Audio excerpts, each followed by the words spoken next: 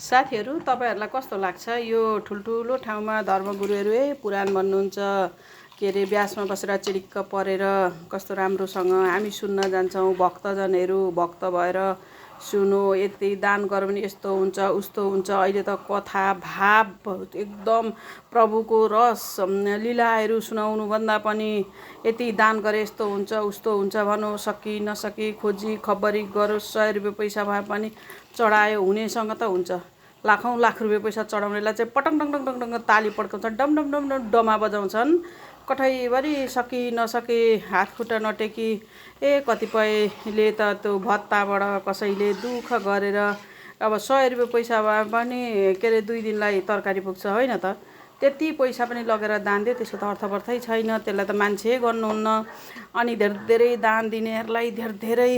दिनेहरूलाई डम डम डम डम डम डमहरू जस्तो त्यो ड्याम डुम बजाउनुहुन्छ सबैले ताली दिनुहुन्छ उहाँलाई जय जय होस् उहाँको घर मङ्गल होस् माङ्गल्य होस् के 100 रुपैयाँ दिनेको चाहिँ नहोस् ह लक्ष्मीले के रे धनी गरिब भन्दैनन् के रे लक्ष्मी पूजामा साच्चै भन्नु पर्दाखेरि जसको घरमा तेल किन्ने हैसियत छैन दियो किन्ने हैसियत छैन त्यसको घरमा लक्ष्मीले बास गर्नुपर्छ हुनेको त छँदैछ नि त्यसो भनेको छ त्यो 100 रुपैयाँ पैसा चढाउनेको अर्थ हुँदैन लुटतन्त्र गरेर कमसेकम त धर्मको नाममा दुनिया थोक नभए साच्चै हो भने भगवानले त 100 रुपैयाँलाई पनि पैसै मान्नुहुन्छ 1 रुपैयाँलाई पनि पैसै मान्नुहुन्छ भगवानले कुनै पैसाले मलाई द्रव्यले सुनले चाँदीले भन्नुहुन्न एकदम भाव भित्र हृदयदेखि शुद्ध भावले ननैकन पकाए पनि भगवानले सेवन गर्नुहुन्छ ननै पकाए पनि भगवानले ग्रहण गर्नुहुन्छ भन्ने कुरो त जगन्नाथपुरीको एउटा पुस्तक पढ्दाखेरि मैले भेटाएँ किनभने भाव चाहिन्छ अरे भगवानलाई चाहिँदैन अरे धन सम्पत्ति त्यो धन महल मालिक केही चाहिँदैन त्यही पनि यहाँ पुराण लाउनुहुन्छ यो बनाउँछौं त्यो बनाउँछौं आश्रम बनाउँछौं त्यही पनि होस् न त अब लु भनौ खोज खबर गर्यो 2-4